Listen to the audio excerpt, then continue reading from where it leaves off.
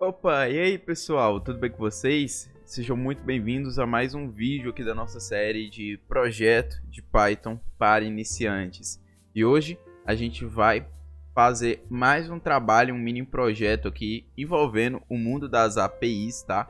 Mas além de trabalhar mais um pouco em relação ao uso aí de APIs, né, realizar consultas aí para coleta de dados utilizando APIs, a gente vai trabalhar com um paradigma de programação, que é a programação orientada a objetos. Então esse projeto ele vai visar fazer uma introdução, né, prática desse conceito, tá bom? Então, inicialmente vamos falar da API, né, do que é que vai ser o projeto, e depois a gente vai entrando aí nos méritos mais técnicos, tá? Bem, a ideia aqui é a gente fazer um conversor de moeda, né? Digamos que eu sou um usuário, eu tenho aqui R$100, eu quero saber com esses R$100 quantos dólares eu consigo comprar, quantos euros eu consigo comprar e assim por diante. Obviamente eu posso ir lá pesquisar no Google, mas eu quero fazer isso de um jeito prático e rápido, né? Então a minha intenção é justamente fazer um programa que vai converter, né? Eu vou dizer a quantidade, a moeda de origem e qual é a moeda de destino, e ele vai me devolver justamente a quantidade equivalente, né, comparada ali a essa transição, tá? E para isso a gente vai estar utilizando essa API, tá? Para justamente fazer o resgate das informações, né? A gente saber quanto é que tá atualmente o dólar, o euro e qualquer outra moeda aí no mundo, tá? E essa Free Currency Converter API, né? Vai estar na descrição o link aqui, mas você pode localizar pesquisando aí no Google, tá? Facilmente. E bem, essa é uma API que ela tem uma versão gratuita e uma versão pública, tá? Pública não, perdão, premium, beleza? Aqui inclusive ele mostra, né, se o servidor tá disponível ou não, tá? E assim, um detalhe importante, tá? A gratuita ela tem umas limitações que inclusive estão expostas aqui, mas obviamente aqui é um projeto de estudo, né? Um projeto apenas pra gente colocar conhecimentos em prática, então isso não é algo que vai atrapalhar tanto a gente, tá? Então, vamos lá, a gente vai estar utilizando a versão dela gratuitamente, tá? E bem, para obter, tá, o que acontece? Para a gente poder usar essa API, a gente precisa de uma API Key, tá? A API Key é como se fosse uma espécie de token, tá? Que permite o nosso acesso, né? E assim, obter os dados e tudo mais para conseguir utilizar a API, tá? Então, para obter a chave, basta você clicar nesse botão, ele vai pedir o teu e-mail, tá? E aí ele vai te mandar a API por e-mail, tá bom? E aí, a partir daí, a gente consegue estar utilizando essa API. Antes de irmos para o código, um detalhe importante é que aqui ó, a gente tem acesso à documentação. Vou deixar ela aqui na página, tá? Porque aqui ele mostra, inclusive, as coisas, né? As informações que a gente consegue captar, tá vendo? E justamente aqui tem uns exemplos, né? Uns usos de caso, então isso aqui ajuda muito, tá? Nunca deixe de ler a documentação, principalmente quando você vai manipular uma API que você não conhece, porque a documentação normalmente diz as possibilidades, como é que você utiliza, né? Como é que você faz as requisições. Então, não deixe de consultar a API, tá bom? Então, estamos aqui no meu Visual Studio Code, tá? Eu fiz dois arquivos, tá? O Convert Currency, que é onde vai estar o core, né, da nossa lógica aqui de converter as moedas, e a main, que é onde a gente vai estar fazendo as operações, tá? Bem, aqui na main eu vou já botar de antemão a minha API Key, tá bom? E aqui eu trago uma observação importante, tá? A API Key, ela é uma informação muito sensível, tá? Por quê? Porque é com ela que a gente consegue fazer as requisições e utilizar a API. No nosso caso aqui, que a gente está lidando com um caso gratuito, nem é tão grave, né, essa informação aqui ser vazada, né? À toa que eu estou expondo aqui no vídeo tranquilamente para vocês. Mas obviamente se você vai pagar pela API, você tem uma API ali, uma API Key, né, específica para você, que você está pagando para ter o acesso ali que ela proporciona, obviamente é uma informação sensível, porque aí outra pessoa com essa informação também consegue utilizar sua API, coletar os dados, né, e tal, e aí meio que fica complicado, né, principalmente quando a gente fala de dados muito sensíveis, né, às vezes tem algumas APIs que elas envolvem dados sensíveis, né, então a informação da API Key, ela não é de forma alguma interessante ser colocada aqui na linha de código, tá, como eu tô fazendo aqui. Eu vou deixar assim, porque, como eu falei, a gente está lidando com um projeto de estudo, também uma questão de API pública, tá? Mas se você for falar em contexto de projetos comerciais, né, para grandes empresas, tá? Isso aqui não é uma boa prática, tá? De forma alguma, tá? Porque mesmo que isso aqui fique guardado num repositório privado, existe um grande risco do repositório vazar. Se o repositório vazar, uma vez que ele vazou, pronto, a API Key já foi exposta, tá? Isso é muito perigoso. Então, qual é o ideal? É essa API que ela ser armazenada em algum serviço externo, tá? Que tem ali um esquema de criptografia, que tem ali alguma proteção, tá? E aí você via o código, acessa esse serviço, coleta essa informação, utiliza ela e pronto, tá? Sendo que isso não vai ficar exposto dentro do código, tá? Yuri, que tipos de serviços? Bem, eu vou dar um exemplo, tá? Mas existem muitos outros. Eu vou dar o exemplo que é o mais próximo do meu contexto. Dentro da AWS, né, que é um conjunto aí de serviços da Amazon, né, de Web Services, tem o Secret Manager. Ele é próprio para você armazenar informações desse tipo, tá? Então você armazenaria uma API key lá dentro do Secret Manager, você dentro do código acessaria, coletaria essa informação, utilizaria e pronto, né? Estaria muito sensível porque essa comunicação ela teria uma criptografia, né? A própria camada de criptografia que tem na AWS proporciona isso. O próprio Secret Manager também traz camadas de proteção. Então, enfim, tem menor risco disso vazar, tá? Então nunca deixe esse API key, informações de token expostos dentro do seu código, tá? Esse é o primeiro ponto aí de atenção interessante, tá? Mas, enfim, é só dando esse aviso aqui, tá? Para não passar batido. Mas vamos agora falar do Covert Currency e da programação orientada a objetos. Bem, como o próprio nome sugere, é um paradigma de programação que vive você trabalhar com objetos, tá? Um exemplo para a gente imaginar, tá? De um objeto, vamos pegar um objeto da vida real. Por exemplo, um ventilador, tá? Um ventilador, eu posso ligar ele, eu posso desligar ele, eu posso controlar a velocidade dele, né? A velocidade do ventilador é um atributo, tá? Então, os objetos, eles são isso, né? Eles têm dados, eles têm atributos atrelados a eles, né? E aí eu posso replicar vários objetos que possuam essas mesmas características, tá? E o que determina justamente as características, como é que o objeto funciona? É a classe que está atrelada a ele, tá? Então, de uma classe, eu consigo instanciar vários objetos. Então, tem uma classe ali, ventilador, que diz que o ventilador ele tem o status, né, de estar ligado ou desligado, e que tem um atributo também de velocidade, tá? Então ele tem dois atributos, né? Se ele está ligado ou desligado, né? O que seria tipo o status dele, e a velocidade. E eu tenho funções, né? Eu tenho métodos que controlam eu ligar, desligar o ventilador, eu alterar a velocidade, eu visualizar a velocidade, visualizar se o ventilador está ligado, desligado, tá? Então isso é uma classe. Ela vai definir como o objeto vai funcionar. Só que quando eu vou para um outro código, eu instancio um objeto ventilador a partir da classe ventilador, tá? E aí simplesmente eu vou interagir com esse objeto, né? Eu vou chamar o ponto ligar, o ponto desligar, o ponto alterar a velocidade para 10, por exemplo, né? E coisas desse tipo. Para quem está utilizando ali o objeto, tenha um nível de abstração, porque eu não estou vendo ali o código, o core, né? De como é que é a velocidade alterada ou coisa desse tipo. Eu apenas estou alterando a velocidade. Então, a programação orientada a objetos traz esse nível de abstração. Tem muitos outros conceitozinhos e tal, mas eu não vou entrar muito no mérito do vídeo, porque quer mais ser algo introdutório na prática, tá? Obviamente, se eu fizer um vídeo à parte explicando o paradigma de programação orientada a objetos, eu vou estar deixando card aqui em cima quando eu produzir um vídeo nessa temática, tá bom? Mas vamos lá. Inicialmente, a gente vai fazer o quê? A gente vai criar um objeto, que é o quê? O vetor de moedas, tá?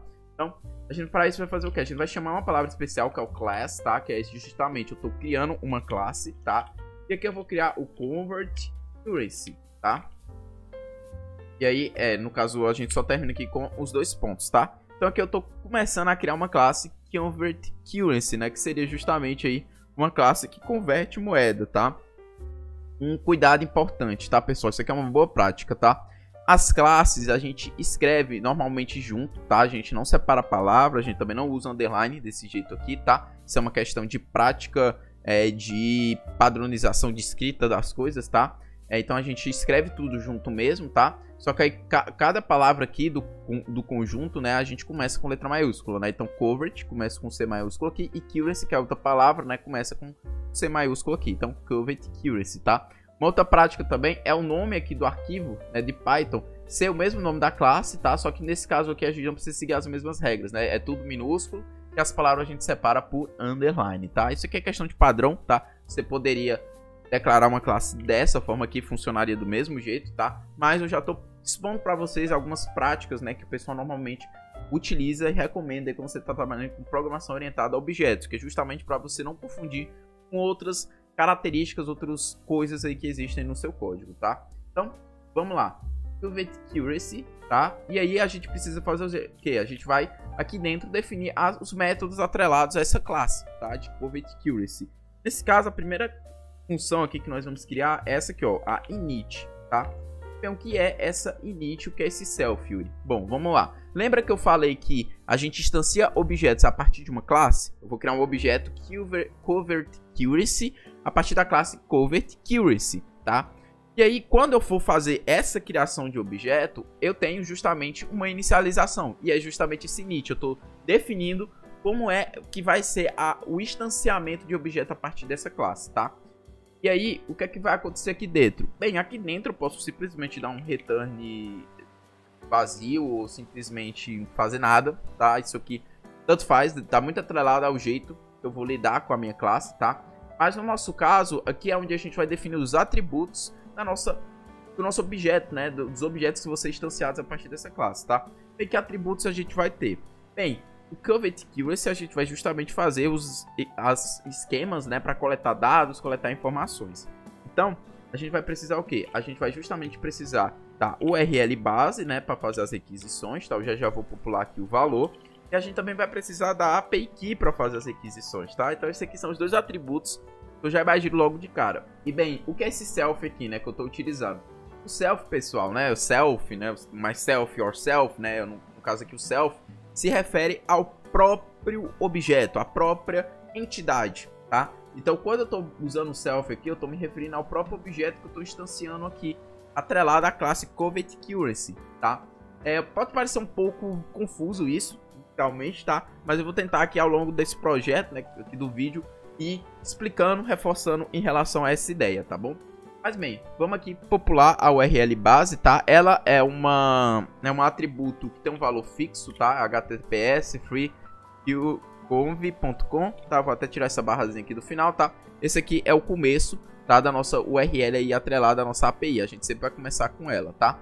A API Key já vai ser uma informação que eu vou passar, né? Quando eu criar o meu código, tá? Quando eu for ali usar e instanciar o objeto, né? Quando eu for utilizar ele. Então, eu preciso passar a API Key como parâmetro quando eu for instanciar o objeto. Como é que eu faço isso? Eu declaro o parâmetro aqui dentro do init, né? Então, eu vou colocar aqui, ó, API Key, tá? E pronto, você já pode ver que ele parou de reclamar aqui, ó. Ele tá pegando justamente o parâmetro aqui, API Key, e armazenando no atributo API Key aqui do objeto, tá bom? Beleza? Vamos manter esses atributos aqui por enquanto, tá?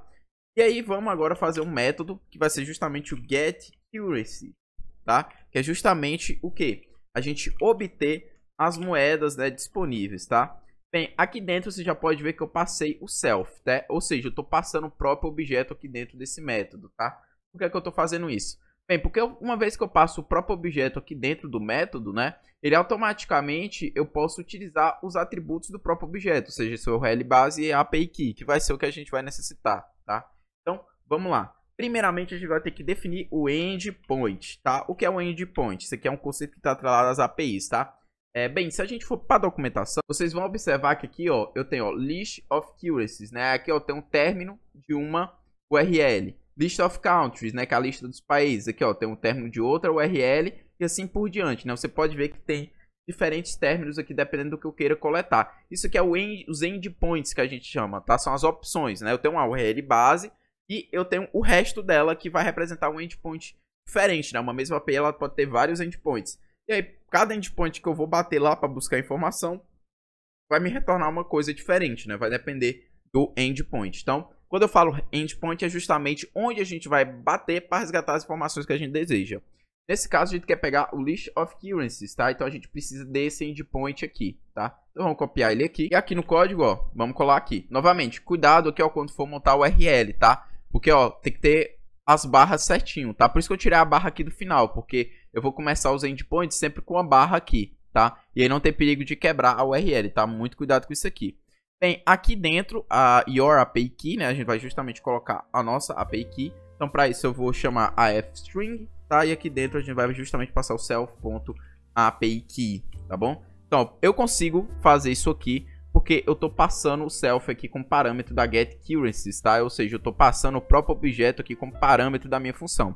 Se eu tirar isso aqui, ó, você já vai ver que ele vai reclamar, né? Ele vai dizer, ó, que self, né, is not defined, né? Porque justamente eu não passei aqui como parâmetro do método, tá? Então, eu preciso dizer que o próprio objeto aqui entra no método para conseguir utilizar os atributos, né, as coisas ali atreladas a ele, tá bom? Pronto, beleza. Feito o endpoint, vamos aqui montar agora a URL, tá? A gente vai pegar self.url base mais endpoint, tá? Pronto. Eu tô pegando esse cara aqui, essa string, e juntando com essa aqui, tá bom?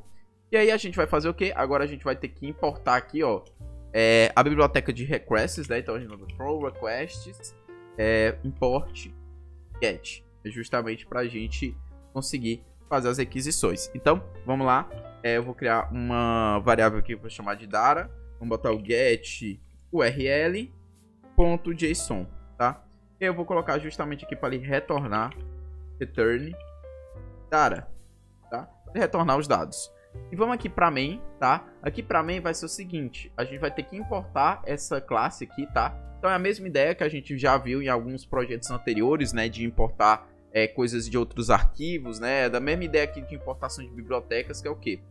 From, aí eu vou buscar o arquivo, né, que nesse caso é o convert_currency. Eu vou dar um import convert_currency, tá vendo? Tô importando a classe. Quando eu importo isso aqui, eu automaticamente importo todos os métodos atrelados a ela, tá? Isso aqui é muito legal. E aí eu vou ter que instanciar essa classe, ou seja, vou ter que criar um objeto a partir dessa classe. Então a gente vai criar o conv curr, tá? Que vai ser o objeto, um objeto que a gente vai instanciar a partir da classe, tá? Então a gente cria essa variável aqui, vai armazenar o objeto e aqui a gente chama a classe, tá? Aqui dentro eu preciso justamente passar a API Key. Por quê? Porque eu defini aqui, ó, no init que eu precisava da API Key, tá? Então pronto, essa linha 4 eu estou justamente criando um objeto do tipo convert_currency a partir da classe convert_currency, tá? E aqui eu estou justamente passando a API Key porque ele pede aqui no init que eu passe a API Key, tá bom? Então beleza. Tô aqui instanciando o objeto. Uma vez que eu instanciei o objeto, eu posso usar as classes atreladas a ele. Então eu posso vir aqui, ó, e chamar a getCurrency, tá vendo? Ele até identificou aqui. Eu não preciso passar nenhum parâmetro aqui, porque o self, ele é meio que... tem uma abstração por trás, né? Então no código aqui, eu não preciso passar mais nenhum outro parâmetro, porque eu não especifiquei aqui mais nenhum outro parâmetro além do self, tá? E eu não preciso passar self aqui dentro, porque... eu já estou atrelando o meu método a um objeto em específico. Então, automaticamente o getCurrency vai pegar as informações desse objeto aqui. Ou seja, ele vai pegar a API Key que eu defini aqui. A URL base é meio que a mesma para todos os objetos, né?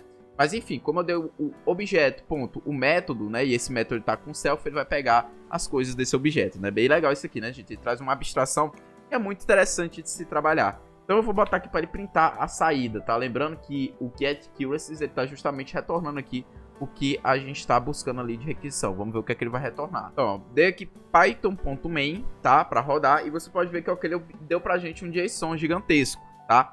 Então, tá aqui, ó, o results, né? Aí você pode ver que tem all, né? Aí currency name, aí tem aqui a Albanian LEC, né? Aí tem o símbolo dela, o ID, tá? E, enfim, outras informações aqui. Dá pra ver que é um JSON bem grande.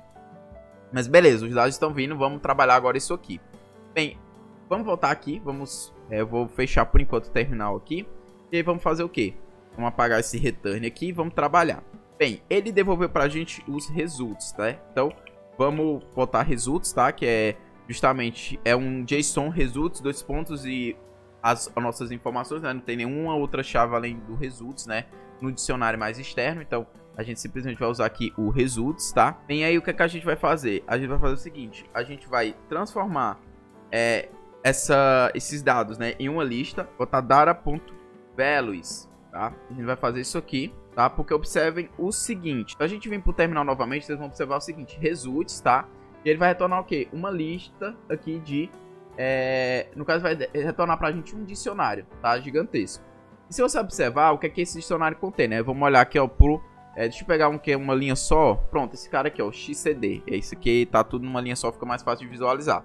Você vê a chave é XCD e aqui dentro, ó, dois pontos, o que é que ele bota de valor? Justamente o dicionário com as informações sobre o XCD, tá? Que é um ID, né? É um identificador para essa moeda. Então tá aqui o nome da moeda, tá? O símbolo dela e o ID, que é a mesma coisa que a chave. Então a gente, no geral, não precisa se preocupar tanto com a chave. A gente só precisa pegar os valores. Então quando eu dou data.values, vai justamente retornar a lista desses dicionários, tá? Então, vamos lá. Data.values e a gente coloca para dar um return Tara. Vamos chamar novamente o terminal. Vou limpar ele aqui. E vamos rodar novamente. E aí, ó, se vocês observarem, ele retornou pra gente uma lista de dicionários. Muito grande, né? Dá pra ver que existe muita moeda. Mas enfim, ó, é uma lista que é o de dicionário, que são justamente os valores aí das nossas moedas mundiais aí que existem, tá? Então, beleza, pessoal. A gente já fez aqui a função para obter as moedas, tá? E aí, o que é que eu vou fazer? Tá? Eu vou fazer uma artimanha, que é justamente eu vou colocar esses dados como um atributo aqui do nosso objeto, tá? Então eu vou chamar self. Pronto. Ajeitei. Não tem esse i no meio, é só getCurrencies, tá? E aqui a gente vai justamente chamar a função getCurrencies aqui. Então toda vez que eu criar um objeto, ele vai automaticamente chamar essa função aqui. Mas se você ver, ele está reclamando, né? Ele está dizendo que ele não está definido. Como assim? Ele está bem aqui, né? Pronto, o que acontece? Bem, se vocês perceberem aqui na main, quando eu chamo o getCurrencies, eu atrelo ela a um objeto, tá? Eu chamo objeto.getCurrencies, tá? Como aqui dentro eu não estou instanciando o objeto, né? Eu estou definindo a classe, né? Que vai controlar justamente a instância desses objetos. Eu tenho que indicar aqui que vai ser o próprio objeto aqui que eu estou instanciando que vai chamar getCurrencies, tá? Então eu dou um self.getCurrencies, tá? É um pouco confuso, tá? Mas fazendo uma analogia, é praticamente o que eu estou fazendo aqui. Só que como aqui eu estou fazendo de uma forma geral, né? Que eu posso definir vários objetos desse mesmo tipo, tá? Eu tenho que botar o self aqui para ele entender que eu estou falando do objeto ali que a pessoa vai estar instanciando na hora, tá? E é algo genérico, né? Não tem como eu abranger de outra forma além dessa, tá? Mas na prática é a mesma coisa aqui que eu estou fazendo na main, só que aqui eu estou fazendo de um modo geral. Então toda vez que eu instanciar um objeto, seja lá qual seja o nome que eu dê a ele, qual seja a API key que eu coloque ali, ele vai ter o atributo currencies que vai estar atrelado a essa execução dessa função, tá bom? Então, beleza, definimos isso aqui. Agora a gente vai fazer o que? A gente vai fazer uma função para justamente mostrar as moedas disponíveis, tá? Então a gente vai fazer um show currencies, tá? A gente vai passar o self aqui dentro, tá? E aí o que é que a gente vai fazer? A gente vai fazer o seguinte, tá? Bem, é uma lista que eu tenho, né? Uma lista de dicionários. Então a gente vai fazer um for currency in. Aí a gente chama o self.currencies, tá? E aí o que é que a gente vai fazer? A gente vai justamente pegar as informações. Então a gente vai primeiro pegar o nome da moeda, tá? Para isso a gente vai dar o currency e a gente vai dar um ponto get, tá? Bem, o que é esse ponto get, né? Eu vou escrever ele aqui como todo, tá? E depois eu vou explicar para vocês, tá bom? Então o que acontece? Quando eu dou só assim, ó, eu poderia acessar o nome da currency simplesmente assim, ó, pela chave currency name, tá? Poderia fazer dessa forma, tá? Só que o que acontece, se algum dicionário, por algum motivo, né, ali da lista que eu tenho, não tiver essa chave, vai dar um erro quando eu tentar fazer isso aqui. Então, o jeito mais seguro, de falando de modo geral, para evitar que erros aconteçam por conta de falta de chave, é usar o ponto .get aqui, tá? Que é o que? Ele vai tentar buscar essa chave aqui no dicionário. Se achar, ele vai retornar o valor. Se ele não achar, ele vai retornar o valor que você definir aqui no segundo parâmetro. Que nesse caso, eu estou colocando uma aspas simples apenas, aspas duplas, né? Que no caso seria uma string vazia, tá? Então isso aqui evita que dê um erro. Se ele achar a chave, beleza, ele vai retornar o valor. Se ele não achar, ele vai dar um valor vazio, mas prossegue o código, não vai dar uma tela de erro bizarra, tá? Então, eu vou fazer essa mesma ideia para todos os outros casos. Então vamos pegar o ID, tá? Isso a gente pega via a chave ID. Vamos pegar o símbolo também. E aí para fechar, a gente vai printar aqui dentro, tá? Então vamos dar um print F. E a gente coloca justamente o ID. Eu vou usar essas barras verticais para separar, tá? O nome. E o símbolo. Prontinho. Vamos ver isso aqui funcionar. Então aqui na main, eu vou fazer o quê? Em vez de usar o getCurrencies, né? Eu nem preciso dar um print aqui. Vou simplesmente fazer o quê? Eu chamo o objeto e chamo o showCurrencies, tá? Então, vamos chamar aqui o terminal. Tá aqui o Albion Lec, né? Tá printando aqui a moeda, né? O nome, né? E o símbolo. Ele tá bugando aqui, para obter o ID. Vamos tentar entender por quê. Ah, sim, porque eu usei a variável errada. É no underline ID. Esse ID aqui é uma palavra especial do Python. Vai dar problema mesmo se eu tentar usar dessa forma, né? Perdão aí pelo erro, galera. Ok, agora foi certo. Agora ele botou o ID corretamente. Se você perceber, tá aqui, ó. Ó, beleza, leque, de CD, o euro aqui, ó, beleza. Tá certinho agora. ele printou aqui todos os valores pra gente. Caramba, vai ter muita moeda mesmo. Moeda até bizarra aqui que eu nunca ouvi falar. Mas enfim, é sobre isso. Então, beleza, tá aí todas as moedas disponíveis. Bem, agora o que, é que a gente vai fazer? A gente vai fazer a função de transformar a moeda, tá? Então, para isso a gente vai chamar o transform currency, tá? E aí, justamente, a gente passa o self. A gente vai passar a moeda inicial, tá? Que o usuário vai informar. A quantidade dessa moeda. E justamente a moeda destino que ele deseja, tá? E bem, a gente vai fazer isso como, tá? Bem, vamos aqui para a documentação. E aqui na documentação, né, se a gente for descendo aqui, deixa eu ver se eu acho um exemplo. Pronto, ó, tá aqui, ó. Esse cara aqui, ele vai justamente proporcionar que a gente faça a conversão das moedas, tá? Então, eu passo justamente aqui, né, o ID, tá? O identificador, tá? E aí, eu tenho esse Compact Ultra, tá? Que é um parâmetro, tá? E tem um API Key, que é um outro parâmetro, tá? Em endpoints, tá, pessoal? Você tem parâmetros que você pode ir incluindo neles. E aí, tipo, essa questão do parâmetro varia, né? De endpoint para endpoint, varia de API para API, tá? Mas uma característica comum deles é que eles sempre são separados por esse I comercial, tá bom? Então, cada parâmetro ali composto no endpoint, tá? Ele tem um parâmetro ali. Ele é separado por um I comercial. Esses parâmetros você pode entender como se fosse ali os parâmetros de uma função, tá? Eu estou batendo lá no endpoint, só que eu levo com ele também parâmetros que vão indicar ali, de repente, alguma característica, como é que eu quero captar os dados ou coisas desse tipo, tá bom? Então a gente vai estar utilizando esse exemplo aqui para a gente justamente fazer a conversão das moedas. Então aqui a gente vai montar justamente o endpoint, tá bom? E aqui dentro a gente vai chamar a fstring, tá? E aí vamos digitar aqui o nosso endpoint, né? API v7 convert, ponto de interrogação. E aí vai ter o Qzinho, tá? E aí no Qzinho a gente vai passar o quê? Inicialmente a gente tem que passar a moeda inicial que o usuário vai informar, tá? E aqui a gente também vai passar a moeda final que o usuário vai informar, tá bom? E bem, além do endpoint, eu vou montar os parâmetros, tá? Isso eu vou fazer separado só para a gente trabalhar essa questão da manipulação dos parâmetros, tá? Então, primeiro a gente vai ter um parâmetro aqui, que é o I comercial, né? Compact, igual a Ultra, tá? E a gente vai ter um segundo parâmetro, que é justamente a nossa API Key, tá? Então, aqui a gente vai ter que colocar como entrada a nossa API Key. Então, a API Key, desse jeito aqui, né? É o parâmetro.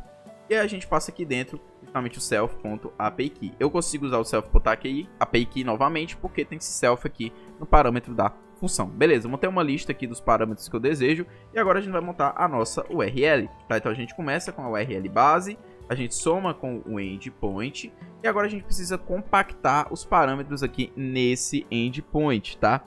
E como é que a gente faz isso? A gente simplesmente vai fazer um artimanha aqui, uma operação envolvendo strings e listas, tá? Que é o que? A gente vai chamar umas aspas duplas aqui vazia, né? Uma string vazia, e a gente vai dar a operação .join aqui nessa string, tá?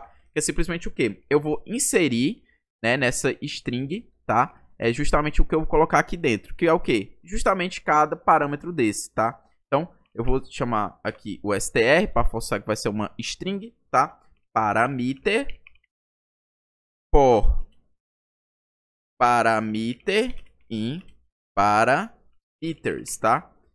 Aqui para funcionar a questão da função compacta, vamos botar aqui entre colchetes, tá? E aí o que é que vai acontecer? Ele vai justamente pegar o que? Ele vai pegar primeiro esse cara aqui, tá? Então ele vai pegar aqui, ó, por causa do for, né? Ele vai pegar primeiro esse cara e vai dar .join numa string vazia. Ou seja, vai ser esse cara aqui e uma string vazia, que no caso não é nada, né? Não é o espaço nem nada do tipo, tá?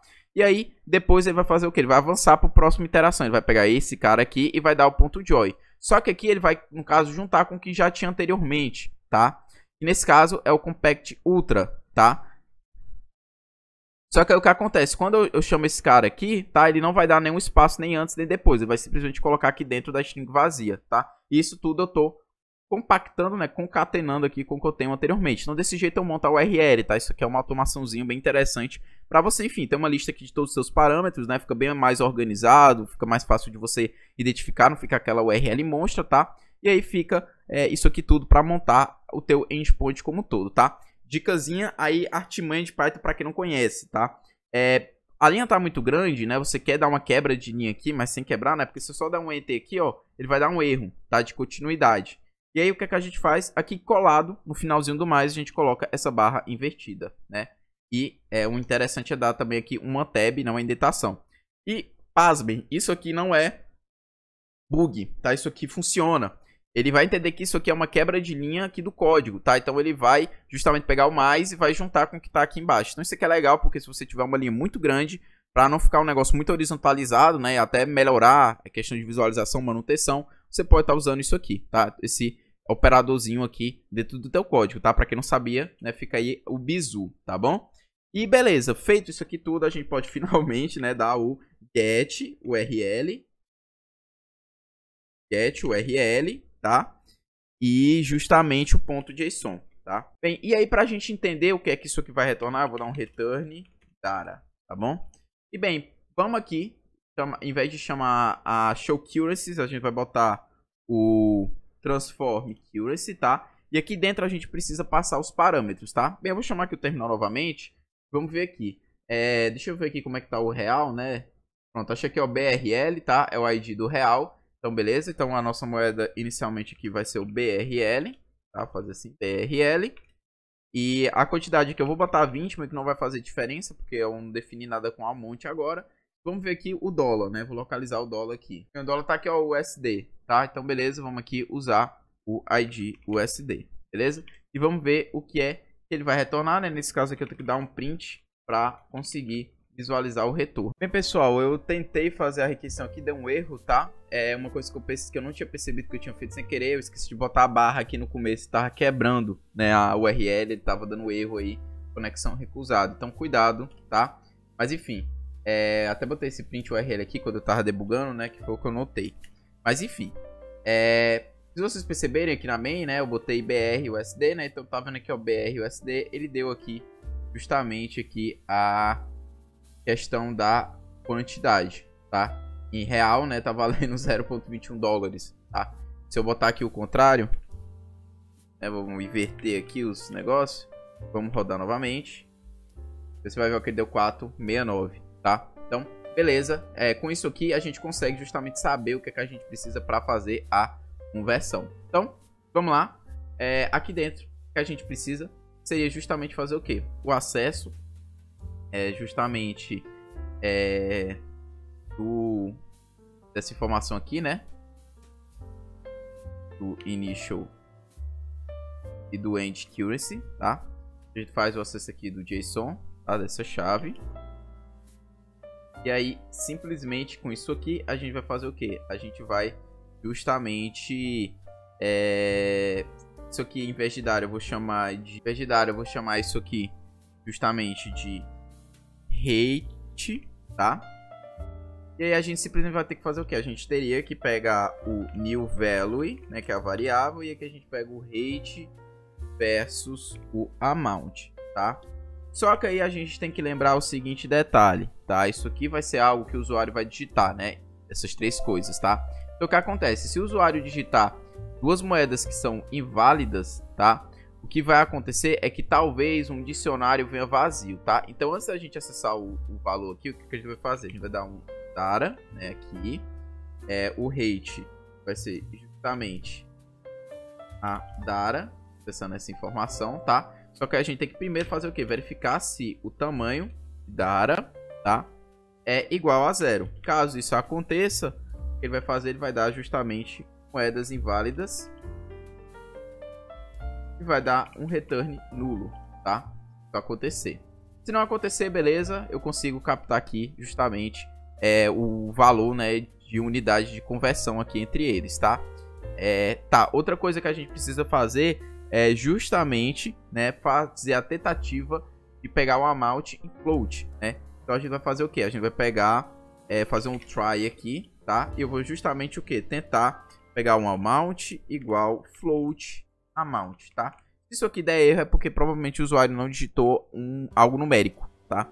E aí caso isso aconteça, a gente vai ativar um except, tá? Uma exceção. E ele vai dar o que? Ele vai printar. Então print, né? Justamente o que? De quantidade inválida, tá? Inválida, ponto. E aí justamente eu vou dar um return aqui, tá bom?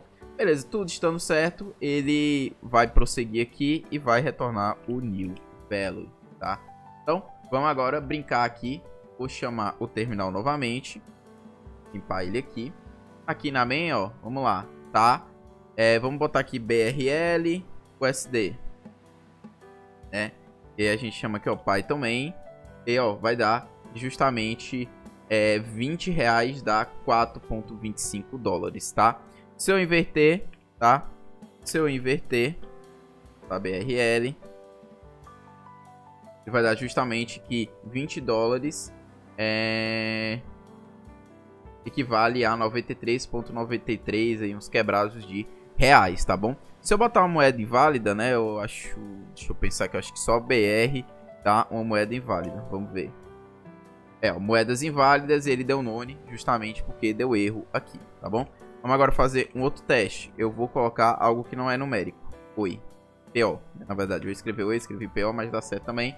Moedas no caso aqui deu moedas inválidas. Porque eu não salvei o arquivo, né? Obviamente. Agora deu quantidade inválida, tá vendo? Então, beleza. Com isso aqui, a gente consegue brincar bastante, tá? Então, gente, o que é que eu vou sugerir pra vocês? Não vou fazer em vídeo, porque eu acredito que não vai fazer tanta diferença, tá? Mas é o que? Seria você fazer um menuzinho de interação com o usuário, né? O usuário escolher se ele quer ver as moedas, ou se ele quer fazer uma conversão, tá? E caso ele queira fazer uma conversão, né? Você botar aqui nas entradas e justamente dar o retorno pra ele, né? Colocar isso em um loop infinito. Isso a gente já fez em vários projetos, tá? Uma ideia também de melhoria é você melhorar essa aproximação, né? Fazer um arredondamento aqui do número, né? Para não ficar esses valores aqui minúsculos que não fazem muita diferença, né? Tipo, tentar pegar aqui só até 2 casas decimais, né? São ideias aí de melhoria, tá? Você também pode ir afunilando, se aprofundando mais em relação ao uso da API, tá bom? Mas no meu caso aqui eu não vou fazer isso em vídeo, porque o vídeo já tá um pouquinho longo, tá? E eu acredito que é algo que é tranquilo de ser feito, já que a gente já fez isso em vários outros vídeos, tá bom? A ideia mais aqui era justamente mostrar o uso da API, mostrar essa ideia aqui de programação orientada a objetos, tá bom? Então, é isso, pessoal. Espero que o vídeo tenha agregado, espero que o conteúdo tenha compensado aí, que tenha ajudado você a entender mais desse paradigma de programação. E é isso. Um forte abraço a todos e até o próximo vídeo.